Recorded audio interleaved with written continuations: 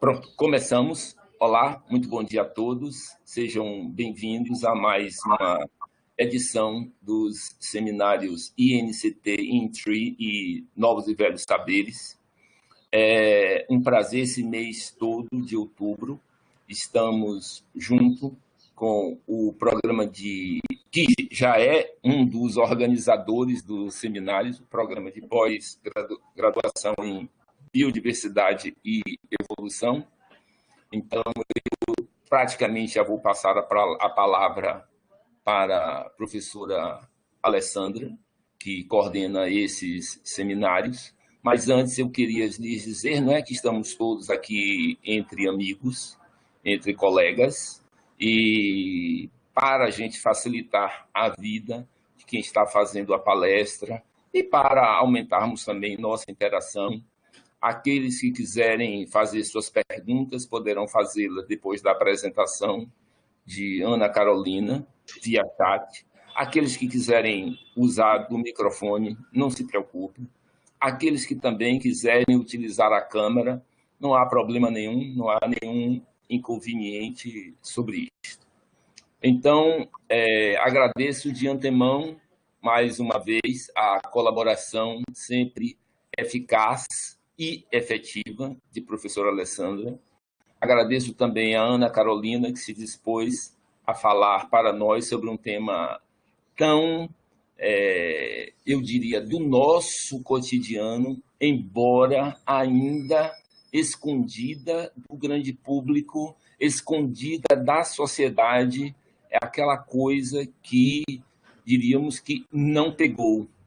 Talvez até nós não estejamos fazendo o nosso trabalho de forma correta, não é? De não divulgarmos bem o tema pela importância que o mesmo tem, não é? As espécies exóticas invasoras afetam a gregos e troianos, afetam nossa vida, o nosso cotidiano, não é? E a gente ainda, enquanto sociedade, não temos muita ideia sobre isso. Claro que aqui a Ana Carolina vai falar sobre um pedacinho disso, relativamente à fauna marinha, mas passarei, então, a palavra para a Alessandra. Alessandra, eu vou fechar meu microfone, fechar minha câmera, se necessário, qualquer problema, pode me falar que eu estarei aqui presente ouvindo vocês. Excelente apresentação da Carolina. Um abraço. Obrigada. Ok, Eduardo, obrigada. Bom dia a todos. É uma grande honra estarmos aqui mais uma quarta-feira, né, para o nosso ciclo de palestras. Eu queria iniciar agradecendo a Ana Carolina pela sua disposição em nos proferir essa palestra, que tenho certeza que vai ser muito interessante. Queria agradecer demais ao professor Eduardo, que tem nos auxiliado nessa atividade, né, com muita eficiência, né? Toda quarta-feira a gente está aqui, né, com o apoio dele. Queria agradecer a todos os nossos alunos e aos convidados que estão aqui presentes, né? Esse evento ele foi pensado inicialmente como uma disciplina, mas a ideia de fazer uma atividade em conjunto com seminários Novos e Velhos Saberes é para que tivesse um alcance maior, como o Eduardo falou, às vezes a gente aborda temas tão importantes, tão interessantes, né? Sem o devido alcance, né, que esses temas deveriam ter. Então, a nossa parceria com seminários Novos e Velhos Saberes é para isso, é para aumentar o alcance. Eu fico muito contente quando eu vejo aqui novos participantes aqui assistindo as nossas palestras, né? E convido vocês a participarem bastante, a mandarem perguntas, né? A nos darem um feedback sobre aquelas questões que vocês acharam mais interessantes para que a Carol possa discutir um pouco mais ao final da apresentação. Sobre a Carol, antes de passar a palavra a ela, eu queria que vocês conhecessem um pouco mais essa pessoa maravilhosa que ela é. A Ana Carolina, ela é bióloga aqui pela UFBA, ela é mestre em diversidade animal, pelo Programa de Diversidade Animal aqui da UFBA mesmo, e ela é doutora em Biologia Animal pela Universidade Federal de Pernambuco. E atualmente ela é pesquisadora de pós-doutorado, né, do Programa de Pós-Graduação em Biologia Animal, da UFPE, e também é nossa professora aqui do programa. Ela é professora aqui do PPG Biodiversidade e Evolução e também é um membro bastante ativo do colegiado do programa e é uma pessoa muito bacana. Eu tenho certeza que vocês vão gostar muito da apresentação da Ana Carolina. Ana Carolina, muito obrigada mais uma vez. Eu vou passar a palavra a você, vou desligar a minha câmera para não interferir meu microfone, mas assim como o Eduardo, também estarei aqui, né? Qualquer coisa é só me chamar. Uma ótima apresentação, colega. Obrigada. Então, primeiramente, eu quero agradecer ao professor Eduardo, à professora Alessandra pela oportunidade. Estou muito feliz de estar aqui, de poder compartilhar com vocês um pouco do meu conhecimento. Eu acho que é um dos objetivos, né, dos cientistas. Como o professor Eduardo bem falou, às vezes a gente não está comunicando muito bem, divulgando muito bem a nossa pesquisa. Eu espero conseguir fazer isso hoje de uma forma que agrade a todos e que tire possíveis dúvidas que vocês tenham. Então, como eles já falaram, vocês podem aguardar que no final da apresentação a gente vai ter um momento de conversa, né? E aí vocês podem ligar a câmera ou mandar perguntas no bate-papo e aí a gente pode conversar mais. Então, eu vou colocar minha apresentação aqui em tela cheia para ficar mais bonita para vocês e eu acho que eu recomendo que vocês façam isso também, porque como eu utilizei muitas fotos, eu acho que fica melhor. Bom, então, como a professora já falou, eu sou bióloga, né, formada pela UFBA e fiz mestrado na diversidade animal, que atualmente é o PPG Bioevo, e eu sou atualmente educadora de pós-doutorado na Biologia Animal da Universidade Federal de Pernambuco, que é onde eu fiz o meu doutorado. Eu sou vinculada ao Laboratório de Estudos de Briozoa, o LAEBRE, que vocês estão vendo aqui.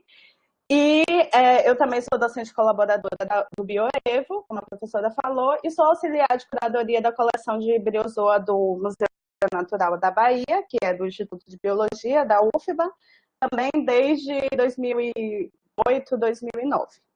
Então, a minha palestra hoje está intitulada Conhecendo a Fauna Incrustante Marinha, Espécies Nativas, Criptogênicas, Exóticas e Invasoras. Bom, então, para a gente ter uma noção mais ou menos de como que vai ser falado hoje eu vou apresentar para vocês inicialmente um pouco sobre o ambiente marinho. Então, vou falar um pouco sobre a fauna incrustante e sobre os eventos de bioinvasão. Depois a gente vai entrar de fato na classificação da fauna. Então, nós temos as espécies nativas, criptogênicas, exóticas e invasoras. Então, vamos ver um pouquinho sobre elas, o conceito, como classificar uma espécie nessas categorias. E por fim, vou falar brevemente sobre a detecção e o manejo da fauna não nativa. Então, as espécies criptogênicas, exóticas e invasoras, elas podem ser classificadas nesse grupo geral de fauna não nativa. Mas, assim, esse título é um pouco disfarçado, porque, como vocês sabem, eu trabalho com briozoa. Então, é um grupo muito pouco estudado. A gente tem menos de 50 taxonomistas especialistas no mundo. No Brasil, só somos 3, né? O meu supervisor, eu e uma aluna recém-formada de doutorado dele também, a Karine, da USP. E esses animais, eles, apesar de serem pouco conhecidos, eles estão em todas as praias e oceanos do mundo. Eu posso dizer que em qualquer praia que você for, você vai encontrar um briozoário. Então, eu coloquei essa imagem. Carol, aqui. Oi? Um minuto. O pessoal está escrevendo aqui que não está aparecendo a sua tela. A minha tela? Só está aparecendo você, não tem a apresentação. Você poderia carregar de novo? Alguns estão dizendo que está ok. Elimina, você conseguiu resolver? Aqui. Eu acho que é um problema com ela. Os outros colegas estão falando que está ok. Pode continuar. Desculpa a interrupção. Tudo bem.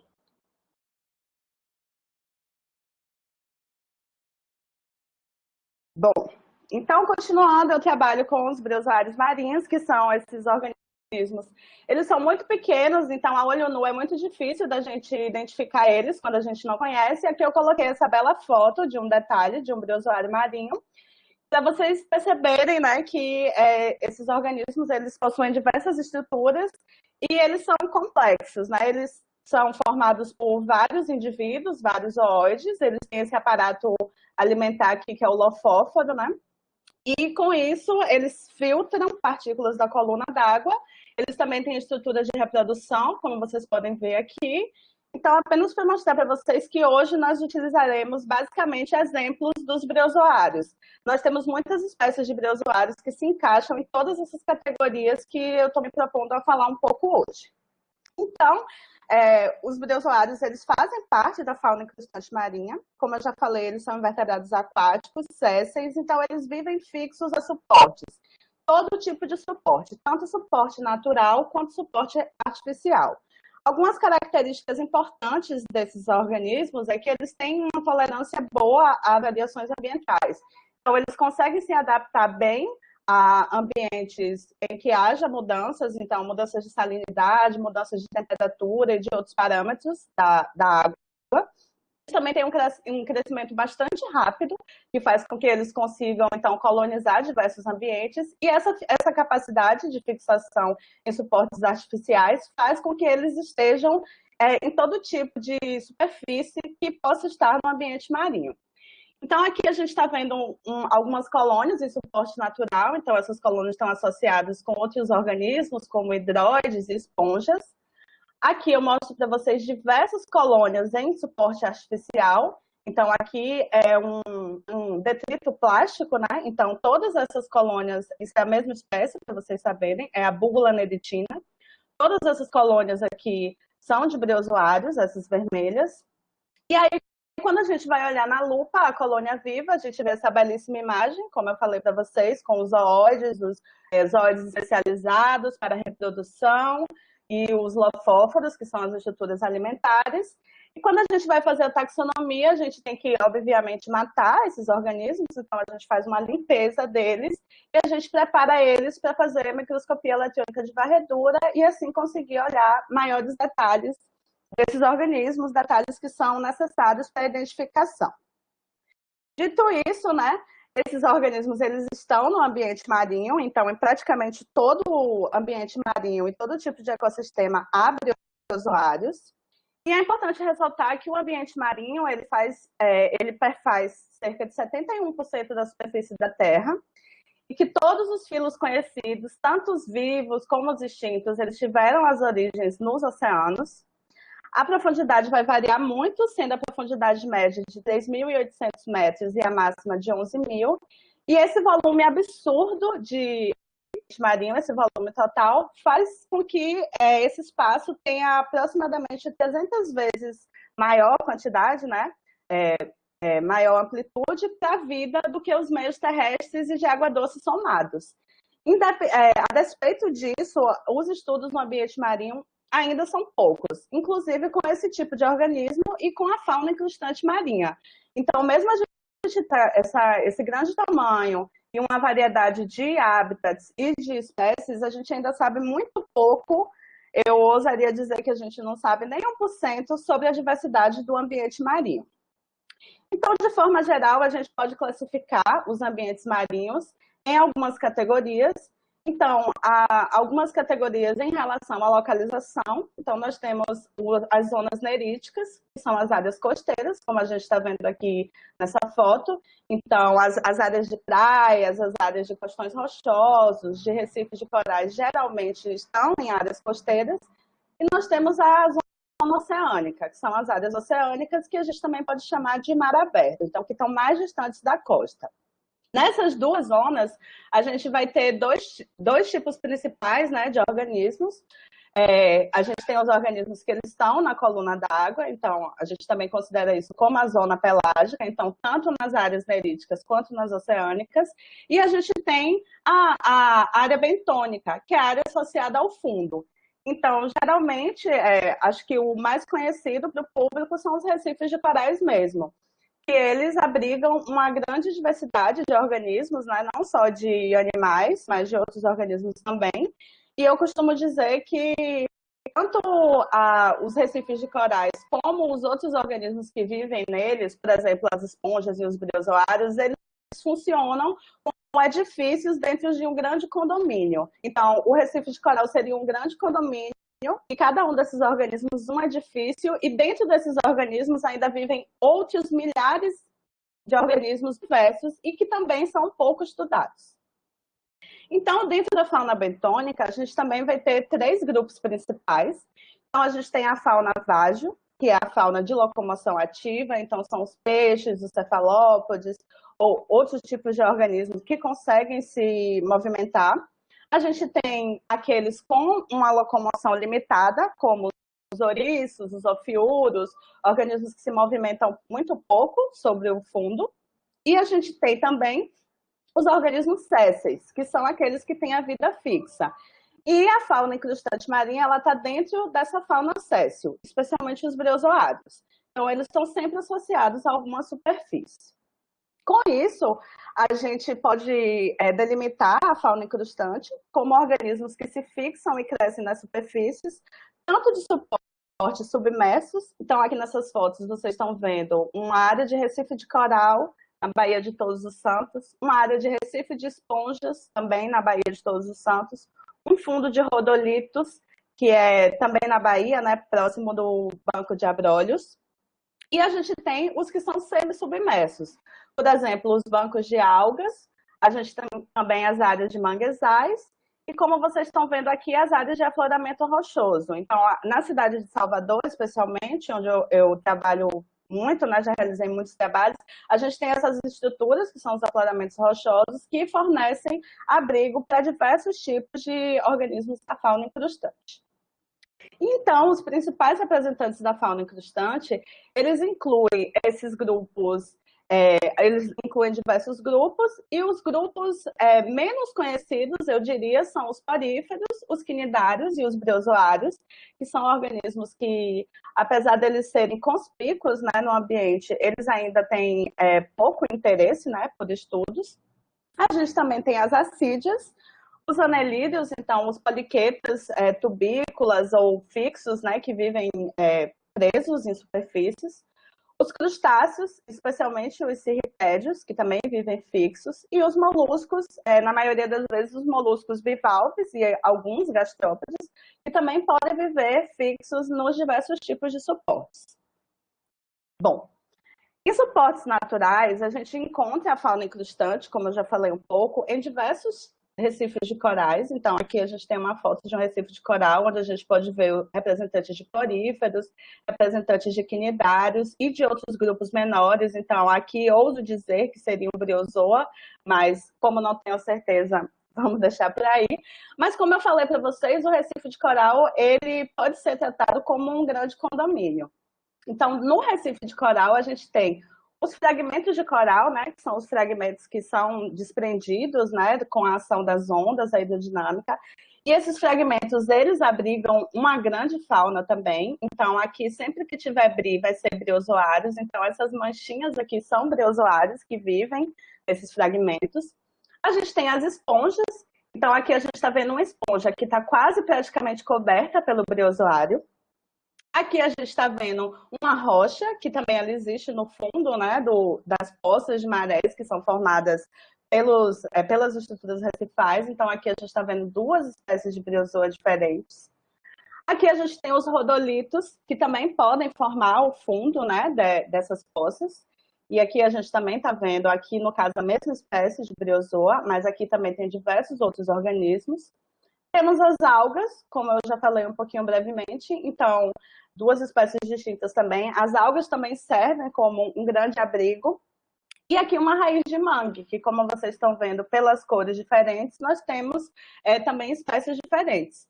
Então, para mostrar para vocês que o que parece ser micro, que o recife de coral já ainda é menor ainda, porque em cada pedacinho do recife de coral ou de uma estrutura submersa marinha, a gente vai ter vários abrigos que vão proporcionar vida para outros organismos. Os briozoários também, eles podem servir de abrigo para outros organismos. Então, eles estão sempre se complementando e vivendo em associação. Mas, né, como nem tudo são flores, a gente também tem uma fauna incrustante que é encontrada em suportes artificiais. Porque, infelizmente, hoje em dia, nós temos um grande impacto da ação do homem, né, sobre os nossos ambientes marinhos, e especialmente quando a fauna incrustante está encontrada em estruturas navais, plataformas de petróleo, lixo marinho ou outros tipos de estruturas relacionadas com a atividade antrópica, essa fauna ela é chamada de fouling, em inglês, mas aqui a gente vai chamar mesmo de fauna incrustante. Então, só para vocês terem noção, a gente encontra essa fauna incrustante em diversos tipos de estruturas artificiais. Então, aqui a gente está vendo de longe, né, um pneu que está lá preso num barco, no Yacht Club, na verdade, do Rio Grande do Norte. A gente tem também aqui as cordas e a gente tem as âncoras. Quando a gente vira esse pneu, a gente encontra todos esses organismos. Como vocês podem ver aqui, a gente tem uma colônia bem grande de briozoa.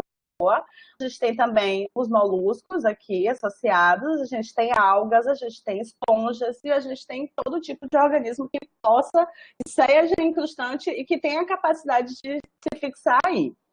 Então, aqui nessa corda, a gente também vê uma grande diversidade de organismos. Então, todo esse tufo aqui mais escuro é uma espécie de briozoário, a Matia verticillata, o briozoário espaguete. Eu vou falar um pouquinho melhor dele mais na frente. E aqui a gente tem diversas esponjas, temos assídeas também, que são muito comuns nessa comunidade. Então, a gente tem também as plataformas de petróleo e gás, né, que atualmente são grandes vetores para o transporte de espécies não nativas. A gente tem o lixo marinho, como vocês podem ver aqui, uma tela de proteção, né, que provavelmente foi jogada fora por alguém. Então, essa tela é daquele tipo alambrado. Então, tudo isso em branco aqui são briozoários. É uma única espécie, na verdade, de briozoário. Aqui a gente tem algumas assídeas e aqui a gente tem esponjas e também tem quinidários.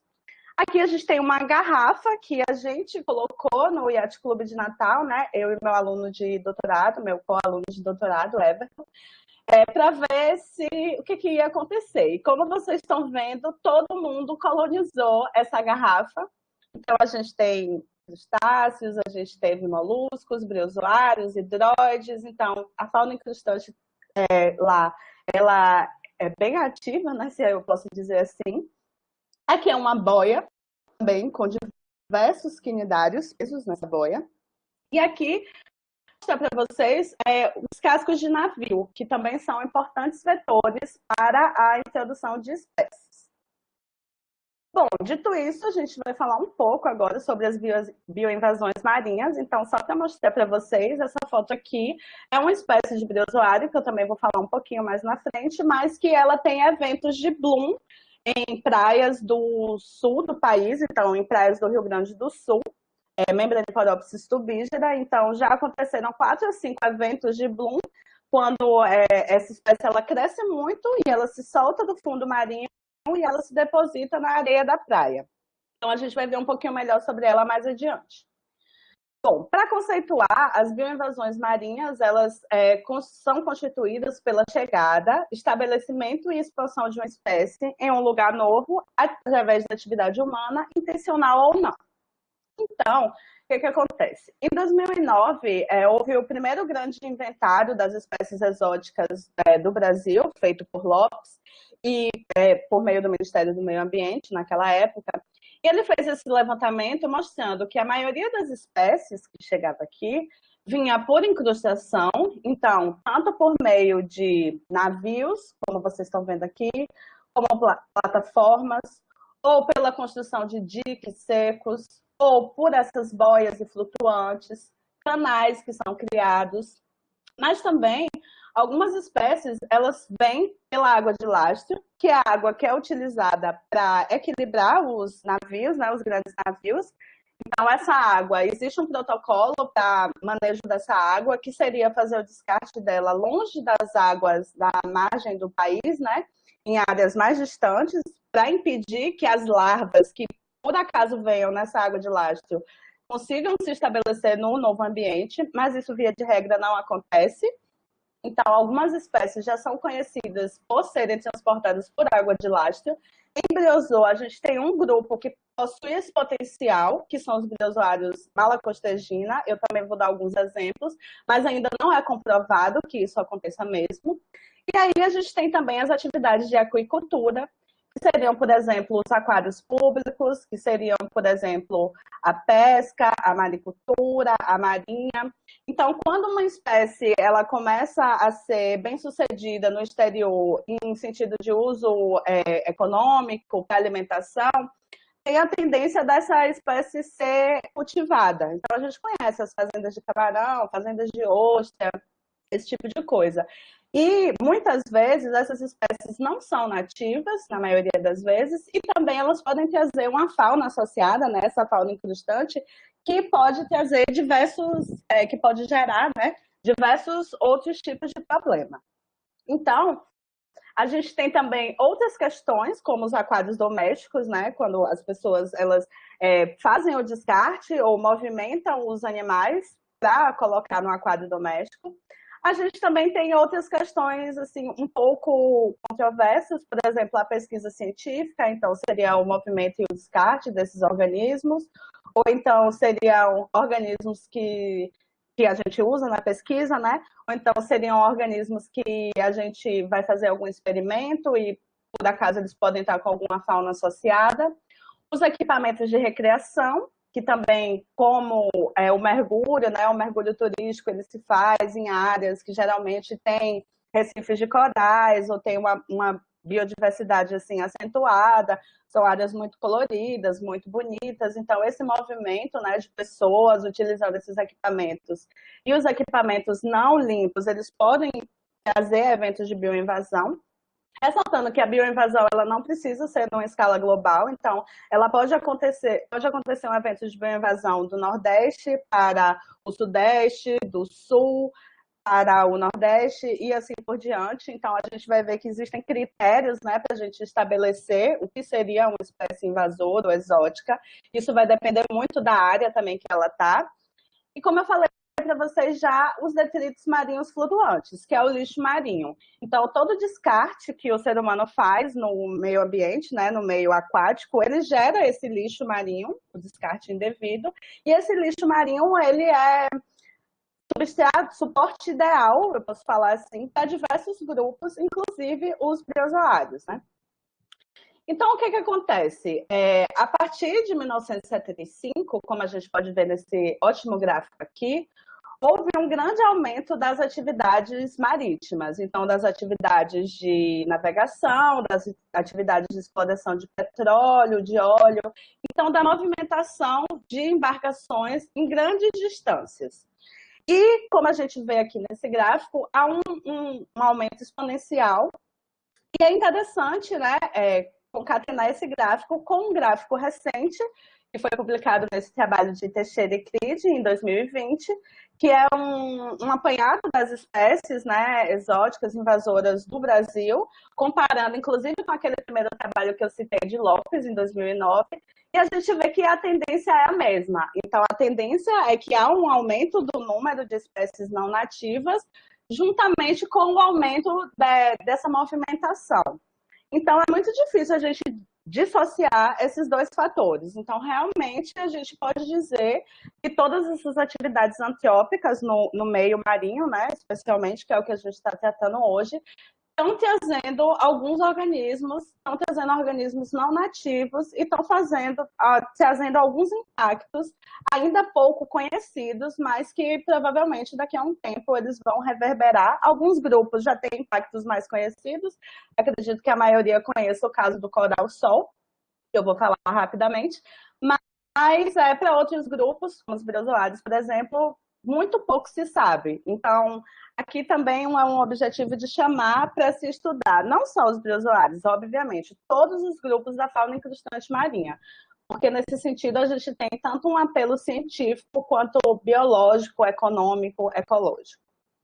Bom, e o processo de bioinvasão, ele não acontece assim, de uma hora para outra. Ele requer um tempo e ele requer alguns processos. Então, nesse gráfico aqui, a gente pode ver que antes da invasão, o invasor, obviamente, ele não está na área.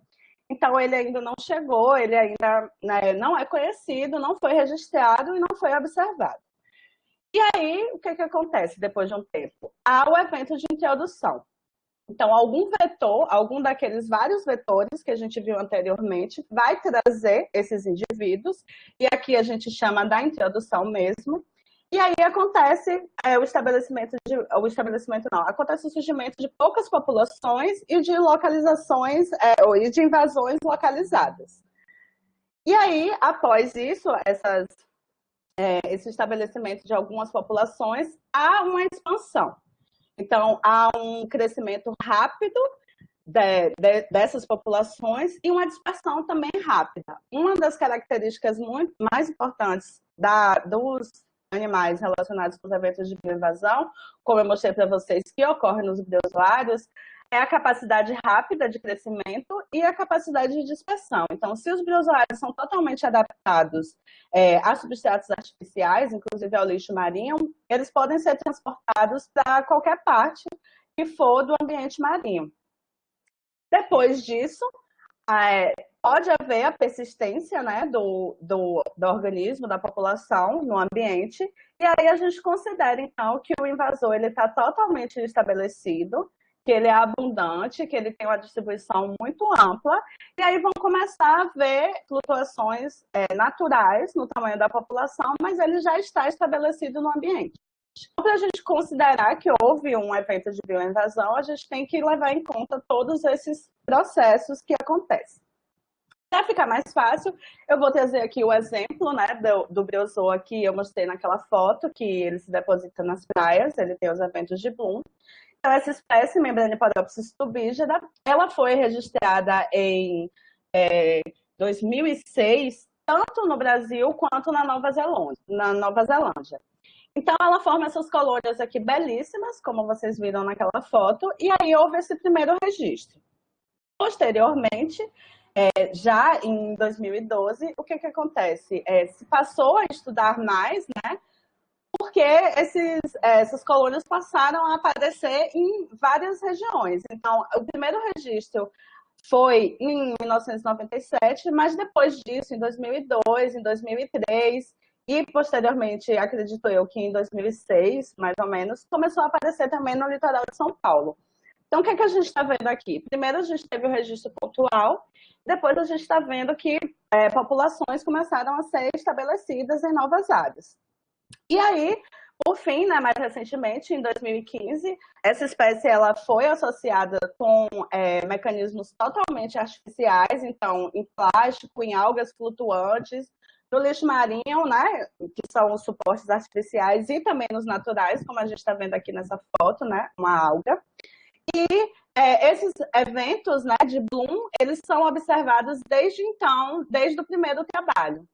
Então, nesse momento, a gente pode dizer que a gente não pode precisar, mas está acontecendo um processo de bioinvasão relacionado com essa espécie. E o que acontece com isso? As praias, a prefeitura da Praia do Cassino, né, lá no Rio Grande do Sul, ela eventualmente tem que realizar a limpeza da beira, né, do mar, como vocês estão vendo aqui, da região de areia, porque as colônias são trazidas. As redes de pesca dos pescadores, elas acabam sendo totalmente fechadas, né? Elas acabam sendo impedidas de funcionar, porque quando eles vão passar a rede, o que vem é só o briozoa, então tufos e mais tufos. E, além disso, esses organismos, eles acabam abrigando, como eu já falei para vocês, outros organismos. Então, outros organismos menores, como copépodes, pequenos crustáceos e até poliquetas, já foram associados com essa espécie, apesar da gente não ter registro formal. Então, como a gente tem muito pouca gente estudando, né, como eu falei para vocês no início da palestra, a gente não sabe ainda o suficiente, mas a gente vê que isso aqui é um exemplo bom daqueles passos que a gente viu no gráfico anterior e está comum na nossa vida. Como o professor Eduardo falou no começo, a gente não percebe, mas está em todo lugar e está acontecendo no nosso país. Aí a gente também tem o caso do coral-sol, né? Então, eu trago aqui esse artigo que faz uma linda revisão, né, sobre o histórico de invasão do coral-sol. Então, como vocês sabem, o coral-sol também é belíssimo, como os briozoários exóticos invasores também são belíssimos. Então, tem também esse apelo, né? Como eles são maiores, é mais fácil do leigo identificar, né? Apesar de que nem sempre isso acontece.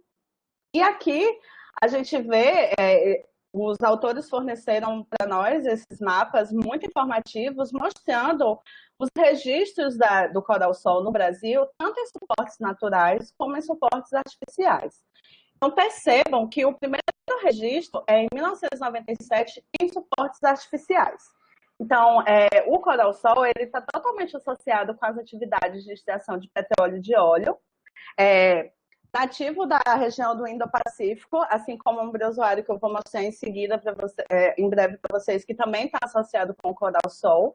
Então, a gente tem os primeiros registros aqui nessa área do Rio de Janeiro de intensa atividade de óleo e de petróleo.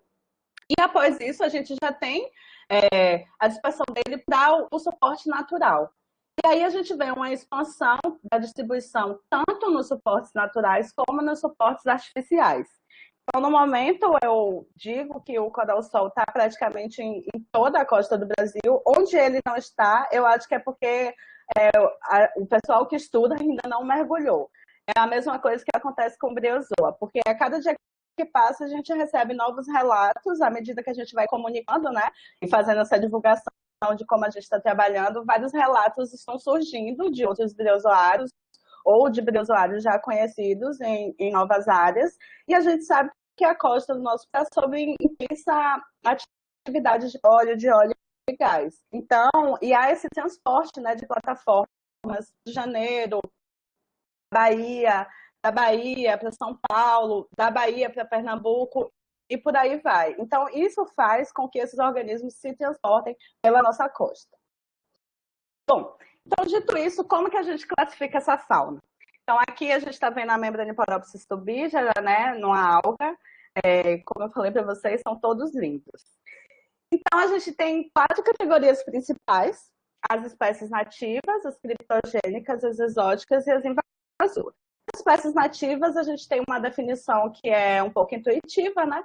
Então, são aquelas que ocorrem naturalmente no ambiente e que não foram introduzidas por atividades antrópicas. Então, elas são originárias dali, elas são típicas da fauna daquele local. As espécies criptogênicas são bem complicadas, porque o status nativo ou exótico não pode ser comprovado, porque a gente não tem conhecimento biológico suficiente. Então, isso acontece especialmente em grupos muito pouco estudados. Eu digo para vocês que o número de espécies criptogênicas de briozoa é maior do que o número de espécies exóticas invasoras, porque como a gente tem um número muito reduzido de especialistas no mundo, fica difícil da gente saber exatamente qual é a origem daquela espécie, se ela ocorre naturalmente naquele ambiente, quais são os vetores de dispersão. Então, as criptogênicas são tão ou mais problemáticas que as exóticas. As exóticas, elas são aquelas que a gente sabe que não ocorrem naturalmente naquele ambiente e foram introduzidas por atividades antrópicas. Então, a gente tem que ter, via de regra, um conhecimento prévio da fauna do local para conseguir dizer que aquela espécie é exótica ou para conseguir inferir isso. As espécies invasoras, elas vão ser sempre espécies exóticas, mas que já possuem um impacto biológico e econômico comprovado. Então, como eu mostrei para vocês, a Membraniphoropsis stubigera, a gente, em alguns momentos, considera ela como invasora, mas esse status ainda está sendo estudado, porque ela tem, aparentemente, um impacto, mas a gente não sabe até que nível, até porque, como eu falei para vocês, foram blooms. Mas a gente tem, por exemplo, o coral-sol, que a gente pode considerar uma espécie invasora, porque ela já tem diversos impactos comprovados, estudos que mostram que ele impacta tanto na fauna associada, quanto na interação, quanto no estabelecimento também de outras espécies nativas, de corais, inclusive. Então, a gente precisa ter um vasto conhecimento para conseguir enquadrar as espécies nessas categorias, especialmente exótica e invasora. Então, como que surgiu essa classificação da fauna? Como vocês estão vendo, é necessário ter um conhecimento do grupo. E também era necessário ter alguns critérios para a gente conseguir determinar se uma espécie ela é exótica, invasora, criptogênica. Então, tudo começou com Chapman e Calton, nesses 2 trabalhos, estudando esse isópode, que ele mostrou, esse simpático aqui, que nos mostrou ter uma distribuição bastante peculiar. Então, é um isópode estuarino, então ele está associado a áreas de estuários e de mangues, então áreas com variação de salinidade e com variação de características ambientais, outras características também da água. E essa distribuição no Oceano Pacífico e Atlântico sendo uma distribuição pouco comum para um grupo desse, com a capacidade de dispersão limitada, que está em ambientes muito singulares, né, com condições muito particulares. Por causa disso, esses pesquisadores começaram a pensar em como determinar qual seria a origem, né, desse organismo e falar mais sobre ele. Então, eles pensaram em critérios, que foram critérios baseados em atributos ecológicos, evolutivos e geográficos. E esses critérios, eles atualmente são os critérios mais utilizados para que a gente consiga determinar a classificação de uma espécie. Obviamente que eles devem ser adaptados a depender do grupo, porque como a gente está vendo, eles foram propostos com base em um organismo que é um organismo que tem uma certa movimentação. A fauna incrustante, que é uma fauna a gente tem que adaptar e pensar nas peculiaridades. Mas, de forma geral, eles funcionam muito bem. Então, eles determinaram critérios tanto locais quanto critérios globais. Os critérios globais, os 3 primeiros, são aparecimento da espécie onde não era encontrada anteriormente, um pouco óbvio, mas é necessário. Então, se a espécie não era conhecida e ela apareceu, ela cumpre esse critério. Então, o método da gente delimitar isso é a gente dando um positivo ou negativo. Então, se ela apareceu, não era conhecida, ela vai ganhar o positivo. O segundo critério é a dispersão local após introdução. Então, não adianta ser só um ponto, né, de ocorrência, então ele tem que estar em outros pontos também. E o terceiro é a associação com mecanismos humanos de dispersão. Tudo isso que a gente já falou bastante. Marinho, as plataformas de petróleo, os navios, as embarcações, esse tipo de coisa. Seguindo, a gente tem o critério 4, que é a associação ou dependência a outras espécies exóticas. Então, como eu falei para vocês, a gente tem um briozoário muito peculiar, que ele está sempre não, mas assim, ele foi encontrado várias vezes associado com o coral-sol. E a origem dele, hoje em dia a gente já sabe, é também do Indo-Pacífico, da mesma região. Então, essa associação faz com que ele cumpra esse critério, né? A prevalência ou restrição a ambientes novos ou artificiais, então mostra que essa espécie ainda não conseguiu estar no ambiente natural, né? Então, ela pode estar ela é mais dominante ou ela ainda não conseguiu sair daquele ambiente artificial. E uma distribuição restrita quando comparada a outras espécies ecologicamente similares. Para cumprir esse critério, a gente tem que conhecer muito bem a biologia e a ecologia das outras espécies. Então, ele nem sempre se aplica a grupos estudados, como os briozoários. E nós temos também os critérios globais, que são 3 critérios. Então, a distribuição geográfica ampla, com presença de populações isoladas, basicamente aquele mapinha que a gente viu no slide anterior, do isópode.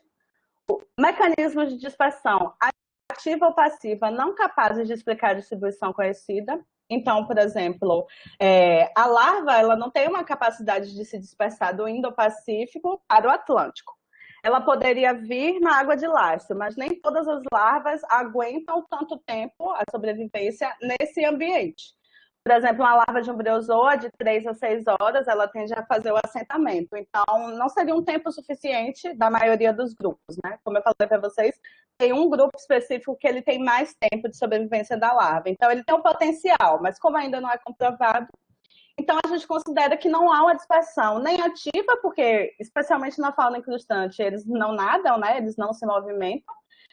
E a distribuição passiva, que seria ser levado pela água ou pela água de lastro, como a larva ela também não tem essa capacidade de sobreviver por tanto tempo, nada explica, nenhum desses mecanismos explica essa distribuição atual.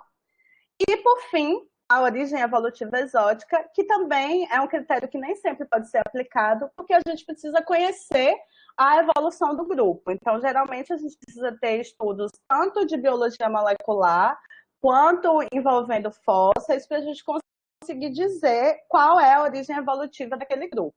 Então, alguns critérios eles não são aplicados em alguns momentos.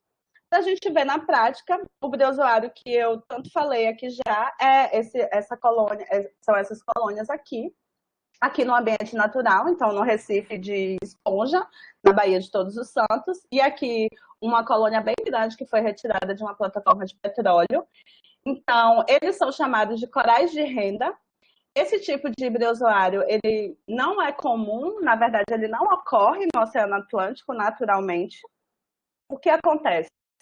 Essa espécie, especialmente esse tipo de corais de renda, que é popularmente chamado, eles são nativos da área do Indo-Pacífico, especialmente da área da Grande Barreira de Corais, aquela área que tem uma diversidade que a gente sabe é acentuada e também que é mais estudada. Mas, para o Oceano Atlântico como um todo, tanto o Atlântico Ocidental quanto o Atlântico Oriental, esse grupo, especialmente esse gênero, ele não ocorre naturalmente. E em 2015, a gente publicou esse artigo mostrando a ocorrência dessa espécie, né, as primeiras ocorrências dessa espécie.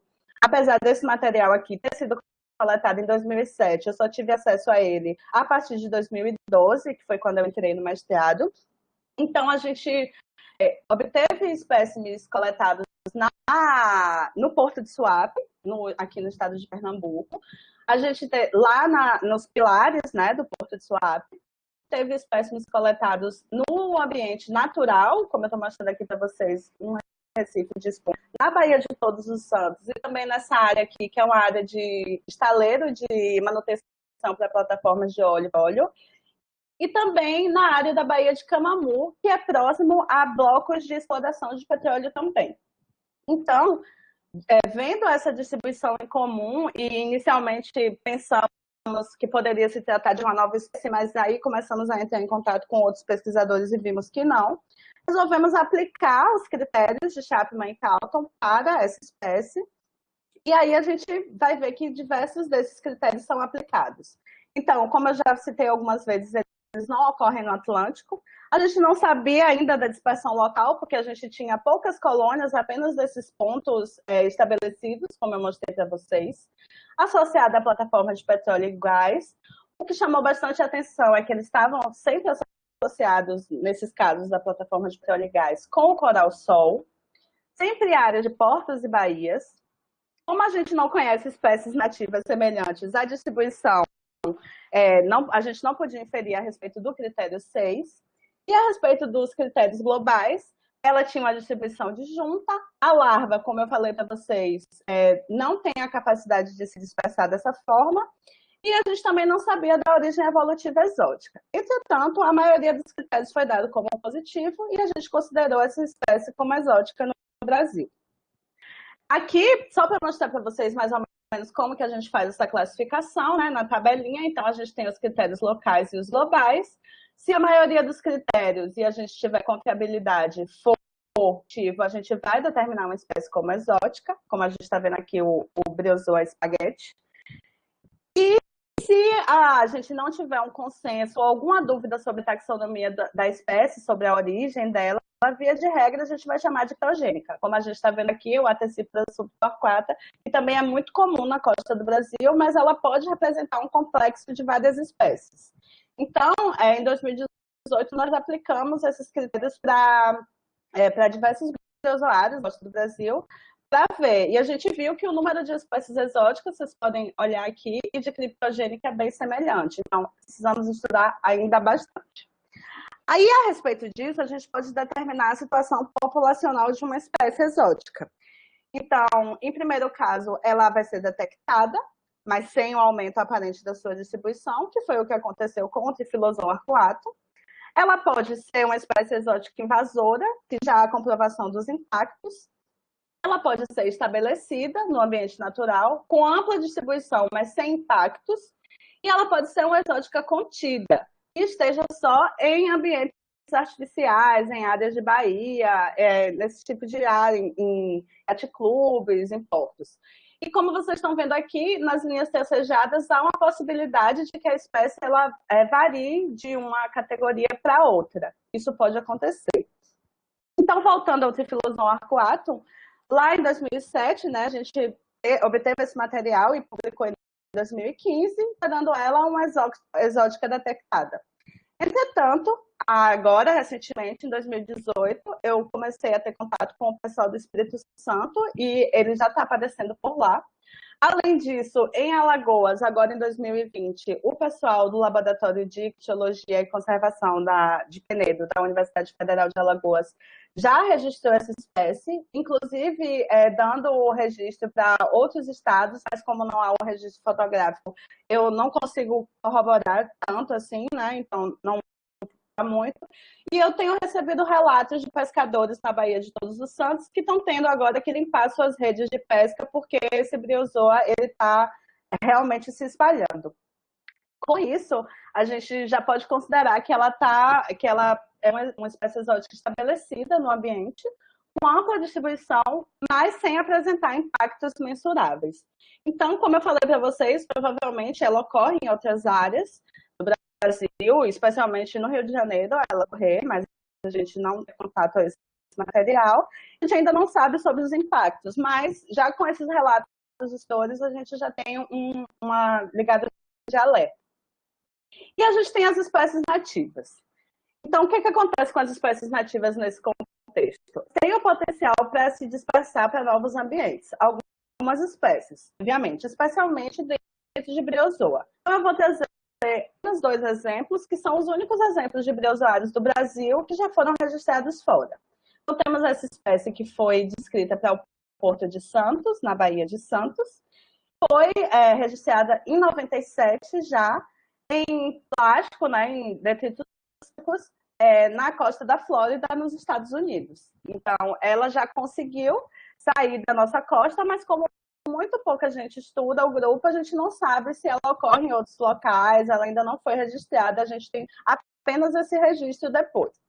E temos a espécie Parasmitina alba, que foi descrita até recente, mas é do material do Arraial do Cabo, muito próximo à Bacia de Campos, onde há grande exploração de petróleo e gás. E essa espécie ela foi registrada agora em 2016, lá em Portugal, né? Pode estar associada com a movimentação de cruzeiros marítimos também, é uma hipótese que os autores levam, mas o interessante é notar que recentemente começamos a estudar um material de azulejo da Baía de Santos e essa espécie é muito comum, aliás, espécies dessa família, representantes da família dessa espécie também, todos esses coloridos aqui são desse grupo, eles Mitinidae. E também agora, em São Paulo, eu analisei algumas placas de incrustação e elas estavam bem conspícuas também, então associadas com substrato artificial. O que eu quero mostrar? Que as espécies nativas, elas têm a capacidade para se dispersar para novos ambientes e se tornar invasoras ou exóticas nesses ambientes. As espécies criptogênicas, como eu já falei para vocês, são um problema à parte, né? Porque não sabe muito bem a respeito da origem e como classificá-las. Então, o conhecimento taxonômico e biológico é insuficiente. Então, um caso clássico para a briozoa é essa espécie Bifluster arborescens, que tem essa distribuição incomum, natural, né? Há variações morfológicas que a gente não sabe dizer se elas são suficientes para delimitar espécies distintas. O fato é que está muito associada a substratos artificiais e áreas portuárias. E, além de tudo, tem a capacidade de formar essas colônias tridimensionais. A formação dessas colônias tridimensionais por briozoa é um agravante pela fauna associada que ela pode trazer. Além dele poder constituir um evento de bioinvasão, ele pode trazer novos invasores também, ou afetar a fauna local já, né? Por modificar essa composição. E aqui um exemplo muito interessante de uma espécie é a búgula tsunamensis, que foi descrita recentemente, né, em 2018, e ela está associada com o evento de tsunami que teve na costa do Pacífico, né, japonês, em 2011. Então, esses pesquisadores fizeram análise morfológica e molecular e perceberam que essa espécie ela é distinta, né, de descritas, então descreveram como uma nova espécie. Mas fica a dúvida, será que ela é uma espécie nativa do Japão que ainda não havia sido descrita, que muito pouca gente estuda? Sabemos. Só para vocês verem a distância que esses detritos, né, percorreram, então, desde aqui da costa do Japão ao Havaí, foi nesse aqui de superfície que essa espécie foi coletada. Então, tanto em embarcações que chegaram, quanto em grandes estruturas que também foram movimentadas, e no lixo, porque há diversos relatos de lixo japonês na costa, né, dos Estados Unidos, na costa pacífica dos Estados Unidos, vindo justamente desse tsunami. Então, é uma espécie criptogênica que não sabemos precisar muito mais a respeito dela, mas pelo menos está registrado. E, por fim, as espécies exóticas, né? Então, como eu já falei para vocês algumas vezes, a gente tem esse Briozou spaghetti, que é a Matia verticillata, que forma esses tufos enormes e imensos em diversos tipos de estruturas. E a distribuição dele é bem preocupante, ele já está sendo registrado em vermelho, são os registros confirmados de que se trata de Amatia verticillata, em amarelo são registros sem ser outras espécies, então ainda consideradas criptogênicas, e em branco são registros só de avistamento, então já está, especialmente aqui nessa área e aqui nessa área, então a espécie já está praticamente em todo o mundo, e ela é conhecida por criar esses grandes tufos que atrapalham de diversas maneiras, vocês podem imaginar, né?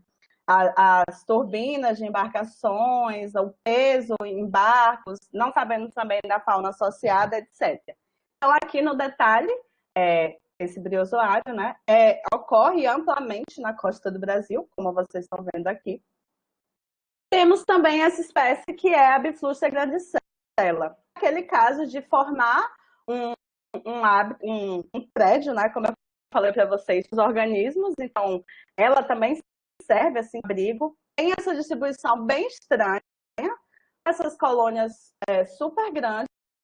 Agora, recentemente, em 2015, na China, há esses registros de entupimento de redes e de problemas para os pescadores locais. Para além disso, desde 2005, ela já é comprovada na Nova Zelândia como alterar a comunidade nativa local, porque ela compete com outra espécie que que é formadora de hábitat, que abriga espécies também, e aí a diversidade dos habitantes da Biflusta grandicella é muito menor do que da espécie nativa. Então, temos muito que estudar ainda a respeito dessa espécie. E as espécies invasoras. Então, aqui no Brasil, a gente tem a Schizopodella errata, que até recentemente ela era apenas considerada uma espécie exótica, sem ser considerada invasora. Tudo isso aqui, em roxo e laranja, colônia de Schizopodella errata. Então, esse pneu era praticamente uma Schizopodella errata. E como vocês estão vendo, uma grande fauna associada a ela também. E agora, recentemente, em 2019, um estudo mostrou que essa espécie ela domina em áreas marinas, na região do sudeste do país. Como vocês podem ver aqui em amarelo, a abundância dela, né, a área de cobertura. E foi necessário criar uma categoria só para ela, porque ela não conseguia acompanhar as outras espécies criptogênicas ou exóticas. Então, nesse momento, a gente considera a Schizopodella errata uma espécie invasora também. Então, para vocês verem como que o conhecimento é rápido e quanto mais a gente estuda a mudança de classificação, quanto mais a gente estuda, mais informação a gente vai ter. Chegando já no final da minha apresentação, eu vou falar só rapidamente sobre a detecção e manejo da fauna não nativa, então o nosso Trifilozom aqui atrás. Então, o sucesso da bioinvasão vai estar relacionado com inúmeros fatores, nesse gráfico estão bem delimitados esses fatores, então, principalmente as fontes disponíveis, né, o que a gente chama de capacidade de invasão. Então, outros fatores, eles influenciam nisso. Então, a gente vê que é uma cadeia super complexa e quanto mais a gente conhece a biologia do grupo, não só a taxonomia, como a biologia, as interações, a fisiologia, a reprodução dela, mais a gente consegue ver se essa bioinvasão vai ser bem sucedida ou não. Então, nesse sentido, fica o meu apelo aqui para que nós estudemos mais a fauna incrustante marinha. Não só os briozoários, todos os organismos da fauna incrustante marinha. Porque a gente viu recentemente alguns eventos tristes, né? Como, por exemplo, o derrame de óleo, e a gente não é capaz de falar nada sobre o impacto dele na nossa fauna. Então, a gente tem alguns estágios, né, de manejo de bioinvasores.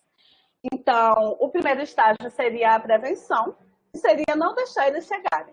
Então, como eu falei para vocês, seria fazer o descarte correto da água de lastro, seria fazer limpezas de plataformas e de cascos de navios, plataformas de petróleo, de óleo, outro tipo de situações nesse sentido. Depois seria a erradicação. Então, uma vez que identificada aquela espécie exótica, a gente tem medidas eficazes para erradicar e para tentar diminuir o sucesso. Via de regra, isso não acontece, esses dois processos. Então, o que acontece, especialmente no nosso país? Movimentos de contenção. Então, é a prevenção da dispersão dessa espécie para novos ambientes, e aí começa o alarde público. Acho que quem mora em Salvador agora assiste no jornal quase que diariamente a preocupação com a Chênie azul. Então, antes da gente saber até quais eram os organismos, os corais, de fato, e qual a biologia, que a gente não tem um conhecimento total ou adequado desses grupos de forma alguma, a gente não sabe nada, o organismo já chegou e a gente já está lá no jornal, meu Deus do céu, e agora? Já chegou, já estamos preocupados, o que vamos fazer? Seguindo nisso, a gente tem as prevenções de longo tempo, né? Para minimizar os impactos do invasor, que é o que acontece o quê agora? Com o coral-sol. Então, essas duas notícias são desses tempos, assim, se no máximo tiver 1 mês, 2 meses. Aqui, os pesquisadores de São Paulo, eles retiraram 105 quilos de coral-sol. Como os registros em São Paulo, eles começaram a explodir muito, então o que é o movimento agora? Vamos tirar, vamos tirar, vamos tirar.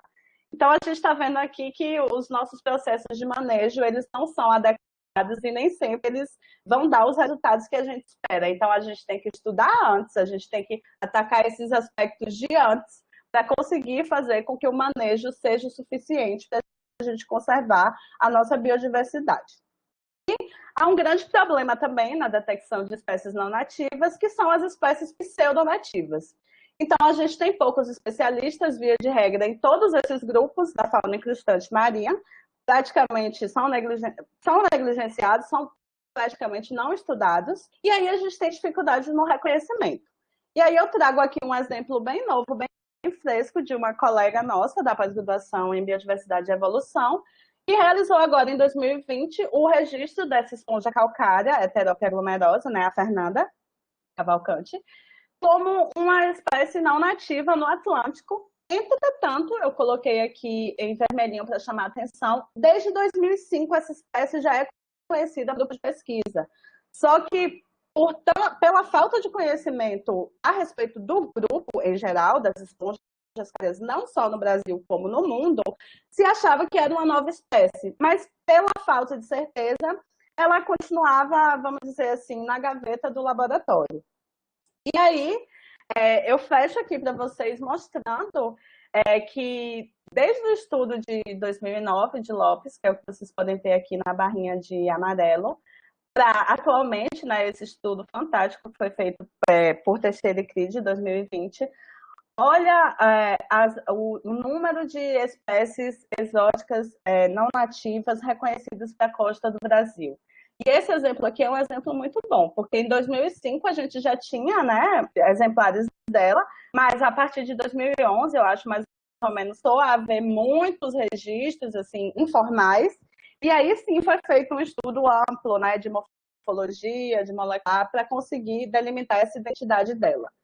Então, a gente vê aqui, por exemplo, puxando um pouquinho para o meu lado, né, Gymnolemata, que seriam os briozoas, a diferença é absurda. Então, assim vai acontecer para praticamente todos os grupos. Então, eu quero fechar a minha palestra de hoje falando para vocês, eu sempre fecho minhas palestras sobre bioinvasão com esse slide. O Trifilozoo arcoato, ele continua sendo procurado e eu espero que, se algum de vocês tenha qualquer foto, qualquer registro, qualquer mínima desconfiança de que se trata dessa espécie, por favor, me mandem um e-mail. Vamos trabalhar juntos, vamos tentar ajudar, porque os relatos que a gente tem recebido dos pescadores na Baía de Todos os Santos não são nada animadores. Então, precisamos saber mais sobre esse animal e não consigo estar no Brasil todo ao mesmo tempo, infelizmente, gostaria, mas não consigo. Então, qualquer um de vocês está aberto a entrar em contato comigo a respeito tanto dele quanto de qualquer outro organismo, mas fica aqui o meu apelo. Estamos procurando por ele. Obrigada, gente.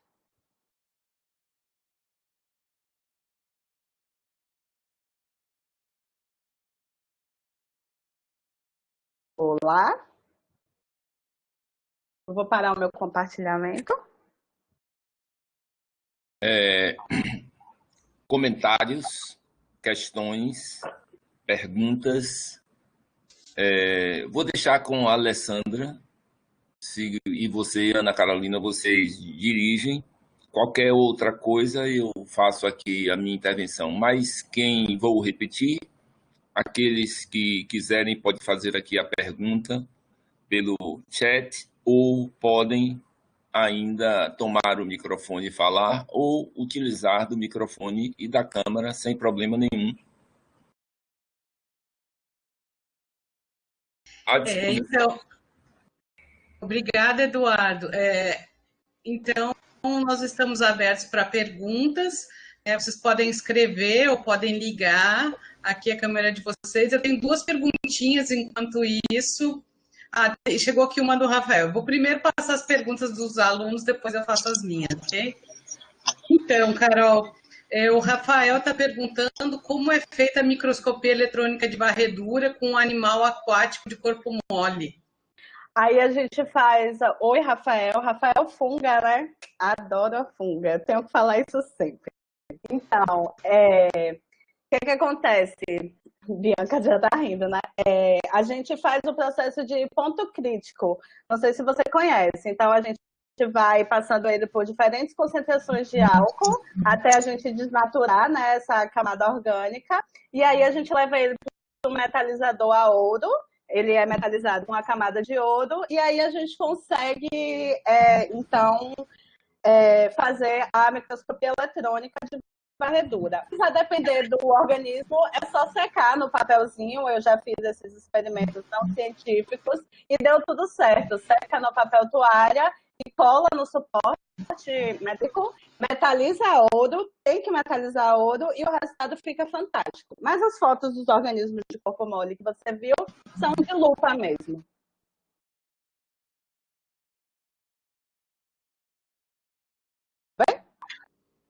Ok. Pode perguntar, sim, diretamente. Pode ligar a câmera e microfone, fique à vontade. Tudo bom, professora Arminda? Bom dia, Ana. Foi um prazer te ver apresentando. Eu já tinha visto você apresentando o trabalho, depois eu vou te mandar um e-mail com propostas meio indecorosas que não devem ser feitas assim em público. Aceito. Já aceito, né? Então você já imagina propostas indecorosas que serão. A gente tem muitos briozoários para cá. Eu trabalho na região de Ilhéus. Eu sei! E a gente tem muitos briozoários. Eu trabalho, na verdade, mais ou menos entre Itaipus e Itaipus, né? Então, aqui a parte sul da Baía de Camamu, a gente tem bastante material de lá, entre 2004 e 2006. E depois tem de 2004 até 2012 bastante material de coroa vermelha. Ai, que prazer. E mais material, claro, de Ilhéus, porque Ilhéus é a área que a gente mais trabalha, está mais próxima. E aí a gente tem de afloramentos e tem dos beach rocks, dos recifes de arenito. A gente tem um recife de arenito grande aqui na cidade de Ilhéus e ele tem sido bastante acompanhado pela gente. Até o momento, essa sua espécie procurada, a gente não avistou por aqui. Do mesmo jeito, como eu tinha comentado acima, a gente não tem tubastreia aqui. Talvez uma das possibilidades para não ter o tubastreia aqui, que é o coral-sol, né, é que a água da gente, de forma geral, ela tem muita ressuspensão de areia, e aí ela é bastante turva. E onde eu conheço o coral-sol, uma característica é a água ser sempre muito, muito transparente, né? Então, tanto lá para a Angra dos Reis, quanto quando a gente vai para a Baía dos Santos, por exemplo, as águas são muito transparentes, enquanto aqui o litoral de Ilhéus, as águas são muito túrbidas, né? Mas a gente tem muitos briozoários aqui, muitos briozoários diferentes, de diferentes tamanhos. Alguns parecem relativamente vagabundos, outros são eventos mais raros, mas não há como saber quem é invasor ou quem deixa de ser. De forma geral, e foi uma coisa muito legal da tua palestra, Ana, a fauna incrustante ainda é uma fauna muito pouco conhecida. Sim. E se ainda é pouco conhecido poliqueta, se ainda é pouco conhecido valve, que são animais que chamam mais atenção, tem um grupo maior de pesquisadores trabalhando, o restante, quando você vai ver, é muito pouco conhecido. E aqui para o Nordeste a gente tem uma variedade, não é só chorar sempre a questão de que temos poucos especialistas. Temos poucos especialistas para o Brasil inteiro. Há uma concentração maior em Rio, São Paulo, Paraná, Rio Grande do Sul. Já há bons e grandes núcleos de referência na Bahia, Pernambuco, Paraíba, Ceará, para diferentes grupos. Mas eu acho que a questão maior é que a gente, para o Nordeste, tem uma diversidade de ambientes. Sim. Que a gente precisaria de ainda mais pesquisadores por conta dessa diversidade de ambientes que a gente tem, porque quando a gente pega, não é uma distinção de beleza, bonita, é a costa brasileira inteira, não tem problema nenhum, mas a gente tem uma costa mais uniforme quando a gente vai para o sul do Brasil. Né? Então, Sudeste e Sul, a gente tem os tons rochosos de verdade, para cá a gente só tem afloramentos, a gente tem praias, a gente tem manguezais, mas para o Nordeste o recorte é muito maior. A gente tem sistemas que só acontecem no Nordeste do Brasil, a gente não tem eles no Sudeste e no Sul. Um bom exemplo são as próprias plataformas de arenito e determinados sistemas de recifes de astrópodes e recifes de poliquetas, que para o Sul a gente não tem, né? Os nossos bancos de macroalgas são muito mais ricos em espécies, e com isso você tem diferentes arquiteturas. Então, assim, eu acho que uma imensa virtude da tua palestra, além de muito bonita, é tentar chamar pessoas para trabalharem nesse grupo. Né? Então, assim, parabéns, as minhas propostas indecorosas eu vou fazer depois. Por favor. Mas a gente precisa muito de ter mais estudos com todos os grupos. Mas, realmente, com os briozoários, a gente tem briozoário em tudo quanto é lugar. Até já para te adiantar, eu tenho materiais muito pequenos, fragmentos muito pequenos, recobertos por briozoários. Então, imagino. Eles ocupam todo e qualquer espaço que a gente tenha. Né? O que eu falo. Obrigada e parabéns. Obrigada, professora. Eu gostei muito de você ter falado isso, porque uma lacuna da minha tese é a área de ilhéus, porque a minha tese de doutorado foi briozoários da Bahia, né?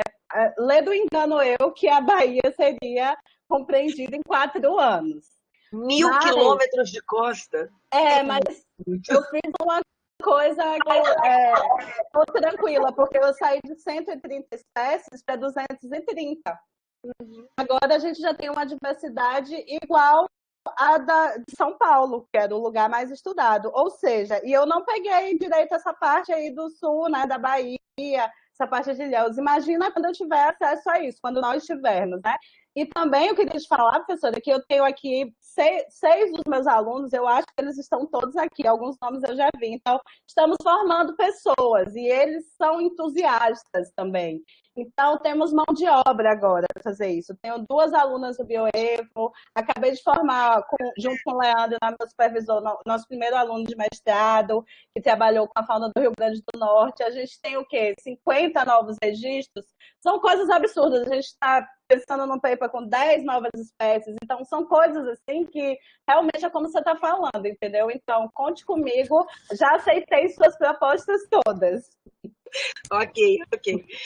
Lembrando que aqui em Ilhéus tem um porto muito movimentado. Então, além das espécies nativas que teríamos aqui, a oportunidade de você encontrar espécies invasoras, ou pelo menos exóticas, ainda que momentaneamente, que não consigam se estabelecer ela deve ser bastante, bastante grande. Mas olha, eu já monopolizei bastante seu tempo, vou me apagar para vocês poderem continuar e falarem. Obrigada a você e parabéns. Obrigada.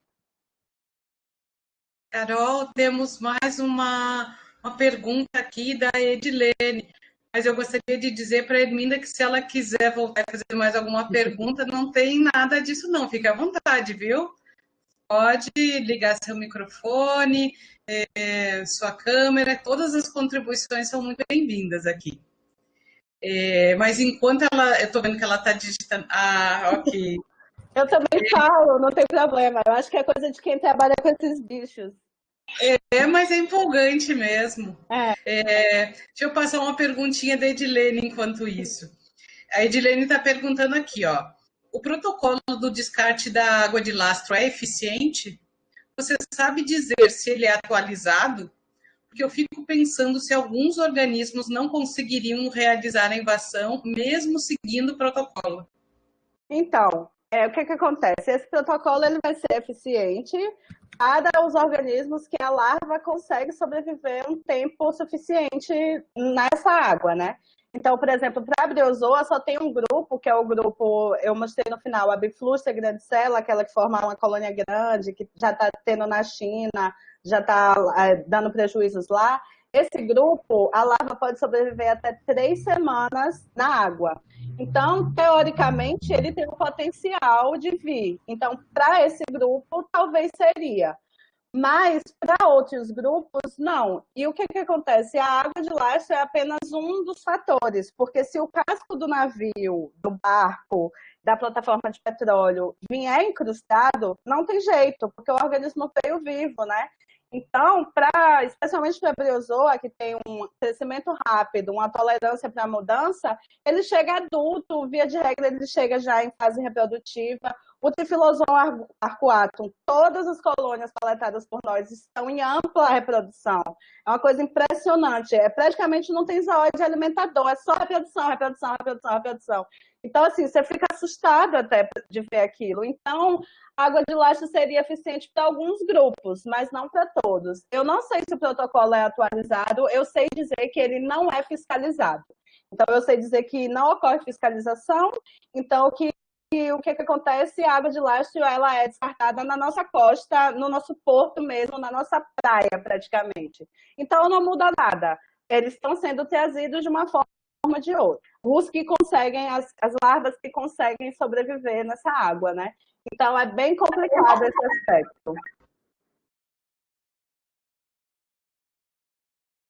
Eu queria fazer umas perguntinhas aqui, Carol, se você já não estiver cansada, né? Não, pode falar, eu amo isso. Então, durante a tua apresentação, você apresentou o caso de uma espécie do gênero Trifilosum. Trifilosum. Isso. E aí você mostrou que que era uma espécie exótica, que no momento não estava causando impacto, certo? Isso. Mas aí eu que sou leiga na área, eu fico pensando, mas se ela se estabeleceu, ela já não está causando impacto? No momento que ela se estabelece, ela já não está ocupando o ambiente de uma certa forma, talvez competindo um pouquinho que seja, mas se eu estou em determinado lugar, alguém não pode estar no meu lugar. Então, eu queria saber como é que faz para avaliar o impacto. O que precisa acontecer para ser considerado? Olha, agora estou considerando que já está havendo impacto. Aí eu vou usar o exemplo de outro briozoa, né? Tem a Biflusta grandicella. Esses briozoários que formam essa estrutura tridimensional, eles são chamados de formadores de hábitats. Então, é a analogia que eu uso com os condomínios, os prédios. Então, dentro deles vive uma galera. Vários ofiuros, vários poliquetas, esponjas, vive todo mundo.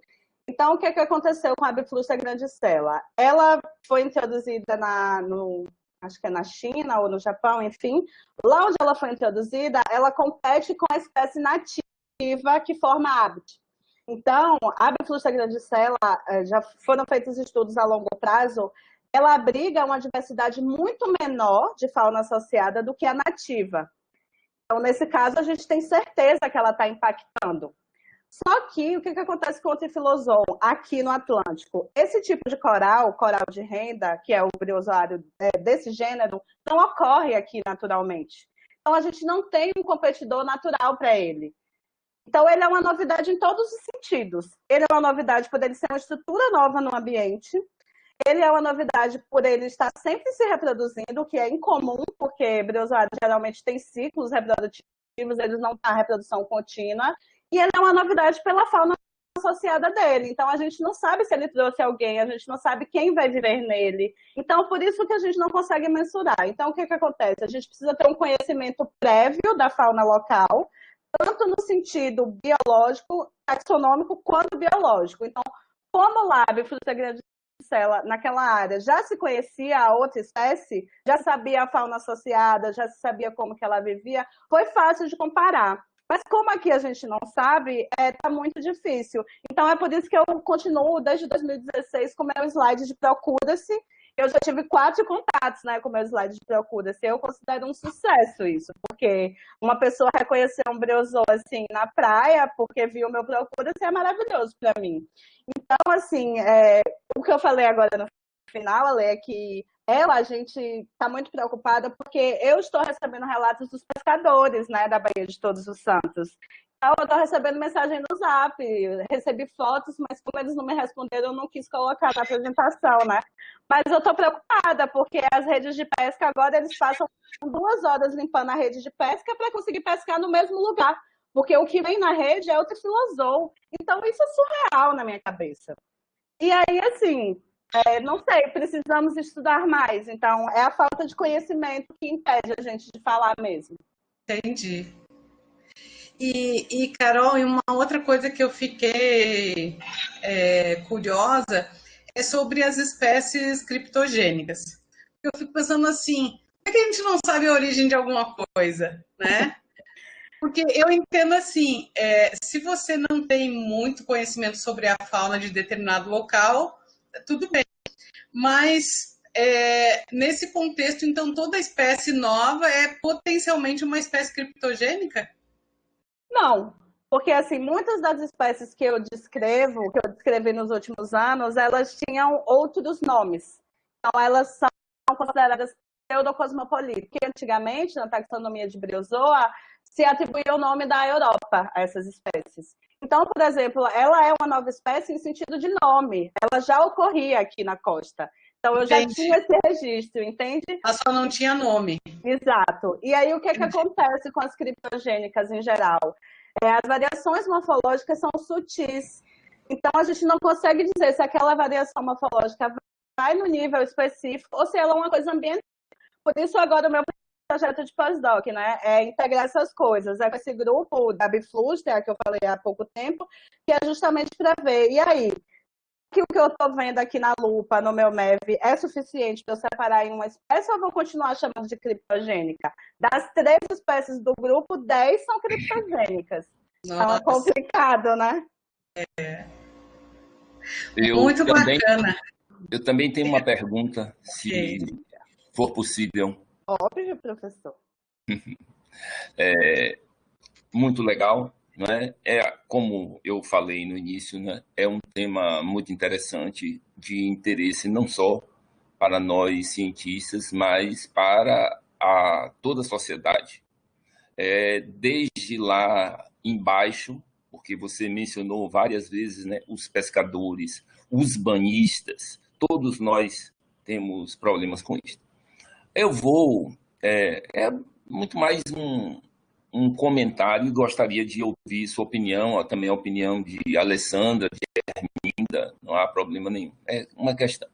O que nós temos visto, por exemplo, isso é no mundo inteiro, a fragmentação dos rios. Não é uma característica apenas do Brasil, mas os rios têm se fragmentado de forma, eu diria que absurda, não é?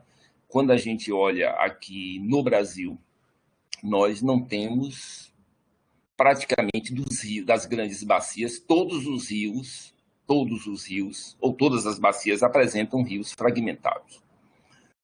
Cultura inútil, na Europa, só há um rio que não tem barragens. Um rio na França, o Loire. É o único rio que não tem barragens na Europa.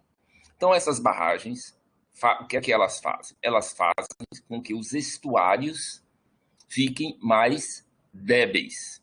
Elizabeth deu uma expressão muito legal que eu tenho usado, é o emagrecimento do estuário do Rio Paraguaçu, que é o nosso caso da Baía de Todos os Santos. Mas é um emagrecimento muito grande e de longa duração, embora as pessoas não saibam, porque em 1926 teve uma primeira barragem no Rio Paraguaçu, próximo à Feira de Santana. Então, essa primeira barragem, a barragem de Bananeiras, embora ela produzisse energia elétrica de um outro jeito, ela tem uns 60, 70 metros de altura. Então, 1926, daqui a alguns anos, vai ter 100 anos de retenção de partículas. Depois tivemos, em 85, a construção da barragem de Pedra do Cavalo. Isto mudou a fisionomia da Baía de Todos os Santos, não só a Baía do Iguape. Daí vem minha argumentação. Com essas alterações de hábitat causadas pela fragmentação dos rios, nós passamos a ter outros sistemas. Então, outras espécies que não colonizariam. Por quê? Porque havia na Baía de Todos os Santos uma variação de salinidade muito grande. A água, Ana Carolina, do Rio Paraguaçu, chegava no Porto da Barra. Nossa! Os pescadores diziam essa expressão, avremeou-se, porque ela chegava um pouco diluída à superfície, obviamente por conta de densidade, mas a água ficava avermelhada. Hoje, já há um aumento de salinidade, o professor Guilherme Lessa, em seus trabalhos, tem mostrado isso, que nos últimos 10, 15 anos tem um aumento da salinidade. Então, nós mudamos uma baía que tinha feições estuarinas para uma baía agora que tem feições costeiras apenas. Verdade. E aí, a possibilidade de muitas espécies, até mesmo aquelas que tinham uma distribuição no Atlântico, de entrarem na Baía de Todos os Santos e não estarem registradas anteriormente, porque elas não tinham possibilidade. Então, queria que você desse uma comentada sobre isso. Isso é muito interessante, porque eu tenho uma espécie que... é ótimo, né? A gente tem um conhecimento de uma espécie que ela foi descrita em 1928, coletada na Baía de Todos os Santos. E desde que a minha orientadora original, a professora Fácia Lúcia, começou a trabalhar com briozoa, nos anos 80, ninguém nunca coletou mais essa espécie. Ela desapareceu. Ela não ocorre mais. Eu visitei a coleção original de 1928, né, que está lá no Museu Smithsonian, e tem várias colônias dela. Então, seria uma coisa fácil de observar. O que levou a gente a pensar, algo aconteceu, né? Ela pode ter alguma sensibilidade. Então, não é só isso. Isso que você falou, professor, maravilhoso. Algumas espécies abriu a porta para elas. Mas eu fico pensando em quantas outras se extinguiram ou estão em processos de extinção, que é um resultado que eu vejo no meu trabalho, entende? Então, realmente, a gente não tem como mensurar, porque como a gente não tem o conhecimento anterior e nem o contínuo, fica difícil. Exato. Porque de 1928 voltou-se a trabalhar em 1980, que foi a minha orientadora, e agora eu, né? É muito tempo. São muitas lacunas de conhecimento. O que aconteceu nisso tudo? Você está falando em 1926, então casa muito, sabe, os impactos com essa espécie em específico. Eu tenho que falar assim, porque é um caso que eu passei noite sem dormir. Cadê esse bicho? Esse bicho não existe mais. Isso eu falo, assim, eu estou pensando no jeito de como que eu vou publicar isso, porque eu preciso falar sobre isso. Algo está acontecendo. E é uma espécie, imagina as outras todas. Eu não sei, entendeu? Eu não sei. Então, é muito pertinente a sua fala. Eu compartilho dessa angústia também. Oi. Obrigado. Deixa eu fazer um comentário, Eduardo e Ana, em cima do que vocês estão falando. A gente tem aqui um longo histórico de uso da Costa de Ilhéus, né? Porque acho que vocês sabem que a capitania de Ilhéus, na verdade, funcionando, é mais velha do que a capitania de Salvador. Salvador foi incendiado, o pessoal fugiu para cá, depois voltou. Então, a gente tem um tempo de uso aqui muito grande. Mas, mais recentemente, esse mesmo tipo de fenômeno que o Eduardo está falando para o Paraguaçu, a gente tem acompanhado aqui para o conjunto Cachoeira Almada. E são dois rios, Cachoeira ele banha a cidade de Ilhéus, o Almada hoje também banha, porque a cidade se expandiu, né? Mas originalmente era o Cachoeira. O Cachoeira ele é um rio tipicamente um rio daquele que chamaria de rio de monção. Então, ele tem períodos de débito muito pequeno, em que a gente fica até com água empoçada na parte doce dele, né? E aqueles períodos em que há chuva e você tem uma entrada. Então, a gente tem, inclusive, uma pluma invertida que a gente consegue acompanhar muito bem. O rio tendo seu estuário dentro da costa e não dentro do rio. Só que agora, recentemente, a gente construiu a Ponte Nova de Ilhéus, a fantástica Ponte Nova de Ilhéus, e nos últimos 3 anos, o que a gente tem observado? A fauna, não posso te dizer de briozoa, embora a gente tenha coletado material, mas veja, a gente passou a ter uma conformação dos nossos bancos completamente diferentes, eles saíram de lodosos para arenosos, e a gente está registrando dentro do rio, dentro do estuário do rio, uma quantidade de espécies que só eram registradas fora do rio. Então, Quetópteros variopedatus, quer dizer, se é o variopedatus mesmo, é uma discussão grande em cima disso, mas que é um poliqueta muito fácil, porque ele é grande, né? Ele é muito fácil de ser visto, de ser observado, de ser percebido.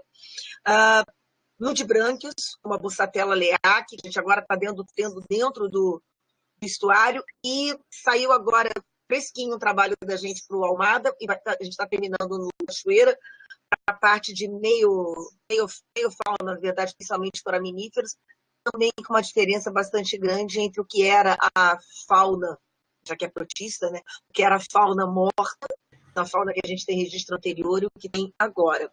Então, isso está acontecendo de forma muito rápida, estão desaparecendo espécies e aparecendo espécies, e aí a gente já tem aqui uns 20 anos que eu estou aqui, eu tenho 20 anos de Ilhéus.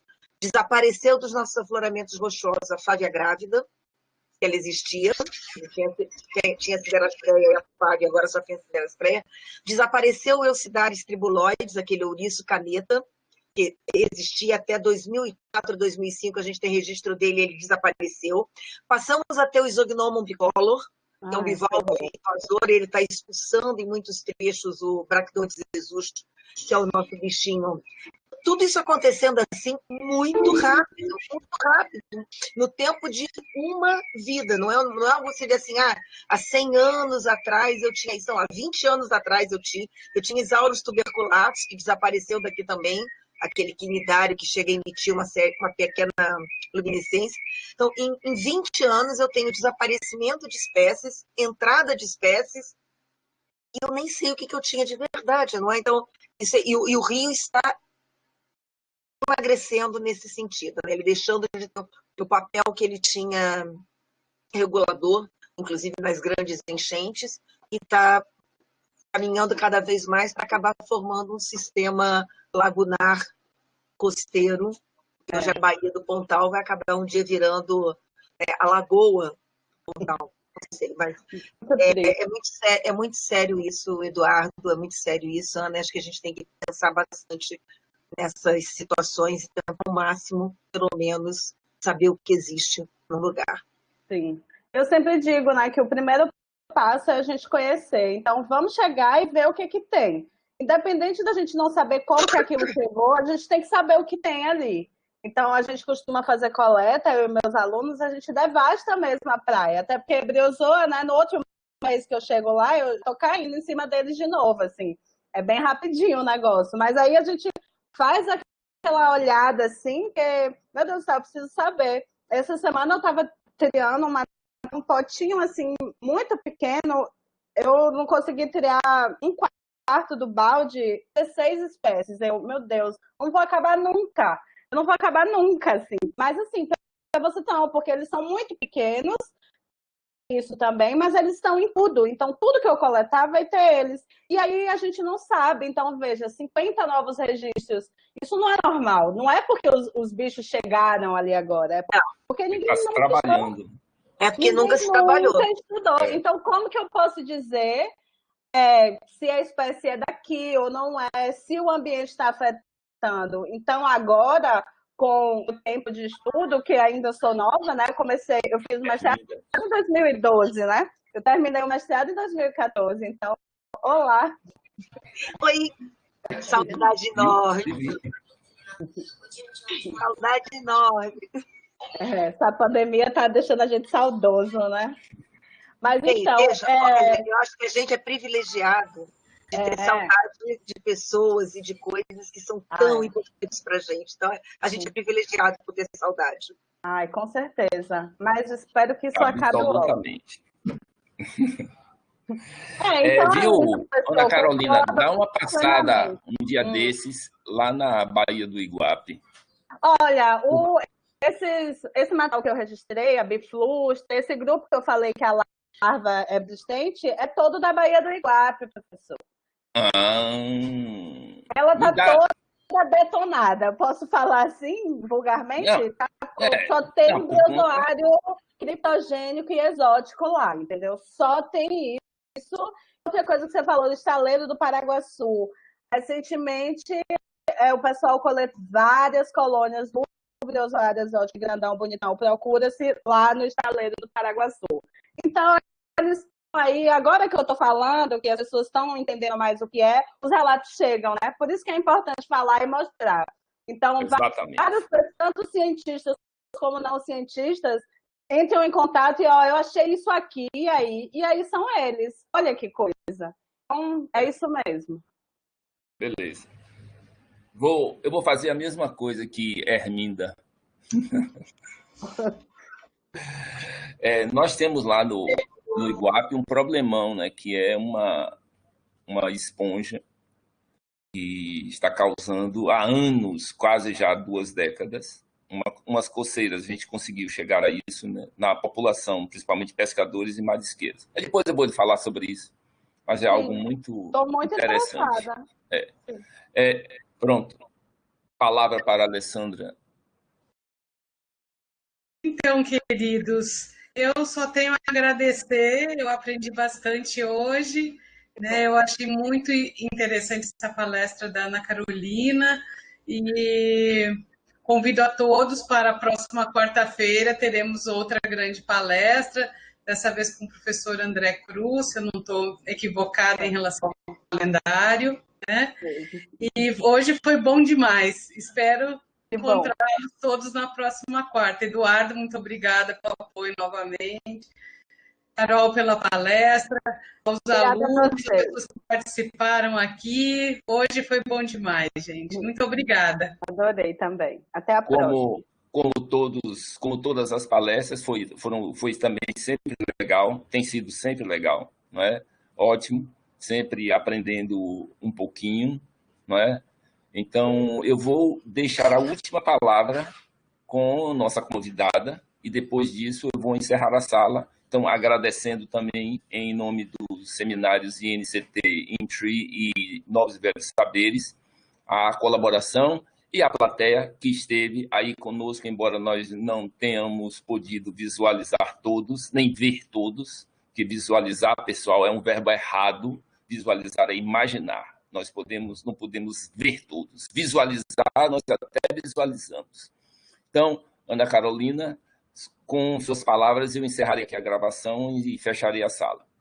Ok. Eu queria agradecer muito pela oportunidade. Fiquei muito feliz de falar. Disfarcei o título para falar dos meus bichos, né? Mas é assim que a gente faz, né?